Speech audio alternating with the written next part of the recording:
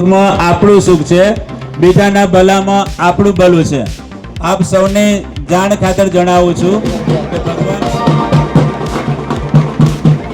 ખૂબ અભિનંદન પાઠવીએ છીએ. ખૂબ અભિનંદન નયનસિંહ. મંગલ પ્રારંભ આ સુમેળ સદાયો છે. કાગનું બેસવું અને ડાળનું ભાગવું. વિશ્વમાં ભારતીય સંસ્કૃતિના વિરલ સંત પરમ પૂજ્ય પ્રમુખ સ્વામી મહારાજ, આ બધું જ ઈષ્ટદેવ સ્વામિનારાયણ ભગવાન, પરમ પૂજ્ય પ્રમુખ સ્વામી મહારાજ અને મારા ગુરુ મહંત સ્વામી મહારાજ ની કૃપાથી આજ દિન સુધી માનવ ઉત્કર્ષની આ સૌનો ખૂબ જ મોટો સિંહ આ કાર્ય નીકળી રહ્યું છે. પરમ પૂજ્ય પ્રમુખ સ્વામી મહારાજના શુભકામનાથી પરમ પૂજ્ય પ્રમુખ સ્વામી મહારાજને આપણે હેપી બર્થડે જન્મદિવસના અભિનંદન પાઠવીએ છીએ. અભિવાદન કરીશું. દરેક મહાનુભાવો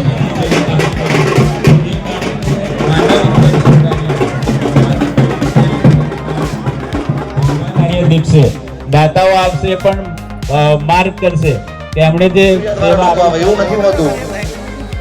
આપણે અમરેલીના ધારાસભ્યની દીકરી પણ આપણે સમૂહ લગ્નમાં ભણી, એ તમે બધા જોયું છે.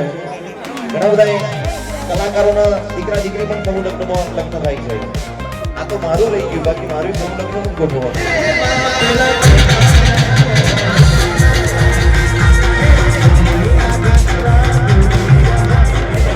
થાકી જાય બિચારો, એટલો બધો ફર્યો. વિજયસિંહ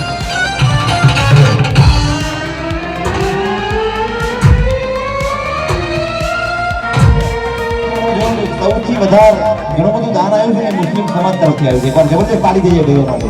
થેન્ક યુ ભાઈ. વાહ બાલુકા તરફથી વાહ પ્રમુખ વધારે એમનું સ્વાગત અમારા ડેવની ગામના આગેવાનો. આવો અને થોડા નાના છોકરાને મોકલજો, બધા મોટા મોટા આગેવાનો કરતા. હા આવો, થોડી ઝડપ રાખજો.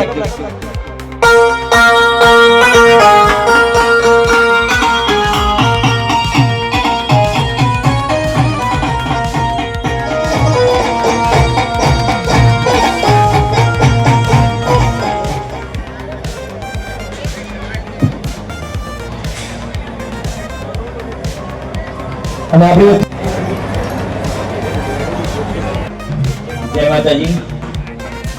ફર્સ્ટ ફાઉન્ડેશન આયોજિત 5મો સમૂહ લગ્નોત્સવ ની લાગણી અનુભવું છું. દેવી સમાજના મુસ્લિમ સમાજ આગળ અમને હાર્દિક સ્વાગત કરશે. એકવાર જોરદાર તાળી થઈ જાય, જોરદાર તાળી થઈ જાય.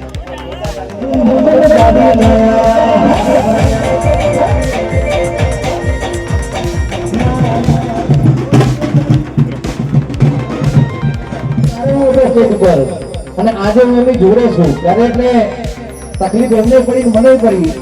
કારણ કે ક્રાંતિકારી જોડે હોય એટલે ગોળી વાગે એમાં નક્કી ના હોય, પણ એની હાથે રહી.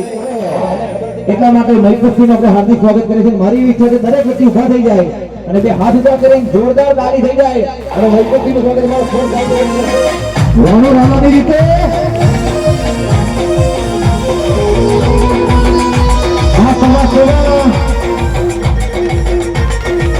200 તો મહિપતસિંહ છે ભાઈ. ભાઈ એકવાર જબરદસ્ત તાળી થઈ જાય. ખૂબ મહેનત કરી રહ્યો છે મારો ભાઈ.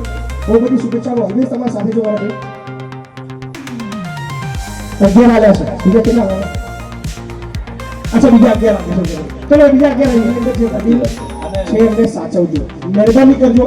રોજ આવા 10-20 કિસ્સા આવે છે યાર, ખરેખર મતલબ કેમની જીગર ચાલે છે તમારા ઘરની અંદર તમારું વડીલ એ દુઃખી થઈને તમારું ઘર છોડી વૃદ્ધાશ્રમની અંદર રહેવા જાય, આવું વિચાર આવે યાર.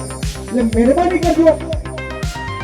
મન ગમતું હોય ના ગમતું હોય, એમનું વર્તન સારું ના હોય, તમને ગાળો બોલતા હોય, તમને સારું રાખતા ના હોય, આ બધું ભૂલી જજો. પણ તમારા વડીલને તમારું ઘર છોડવા મજબૂર ના કરતા, એટલે ભગવાન ક્યારેય માફ નહીં કરે. હાથ પેઢીથી આ દુઃખ આવે છે, એ દુઃખનું કારણ ક્યાંક છે. તમારા સાચા ભગવાનને ઓળખજો, એની સેવા કરજો. બીજી વાત રહી શિક્ષણની, તો આ વખતે તમારા મંચથી જાહેરાત કરીએ કે અત્યારે આપણી પાસે 1087 બાળકો છે. પણ આનંદના સમાચાર એ છે કે આ વખતે જૂન મહિનાની અંદર 6 તારીખે નવું સંકુલ આપણે ચાલુ કરી રહ્યા છીએ. બિલ્ડિંગ બની ગઈ છે. 2000 એડમિશન આપણે લેવા જઈ રહ્યા છીએ. કારણ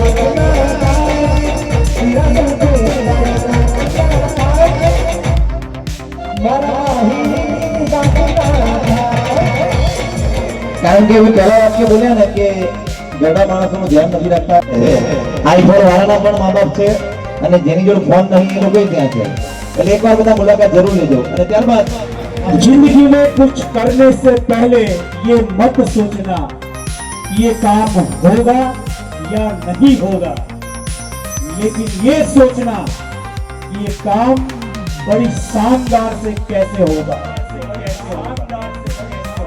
और इसके लिए मैं स्पर्श फाउंडेशन को हृदय से अभिनंदन देता हूं कि तुम्हारी ये सफलता हर एक के दिल को छूकर निकल गई कि હવે મારું જીવન કેવી રીતે આગળ ચાલશે, મારી જીવનની નૈયા હું કેવી રીતે બનીશ, એ ચિંતા જે યુવાનોને સતાવતી હતી એ ચિંતાને મુક્ત કરવાનું જો કોઈએ કામ કર્યું હોય તો એનો શ્રેય ટીમના યુવાનો દિવસ રાતને હું અભિનંદન આપું છું અને આવનારા સમયમાં આનાથી પણ વધારે દીકરા દીકરીઓના લગ્નો તમે કરી શકો અને એવી ઈશ્વર તમને શક્તિ આપે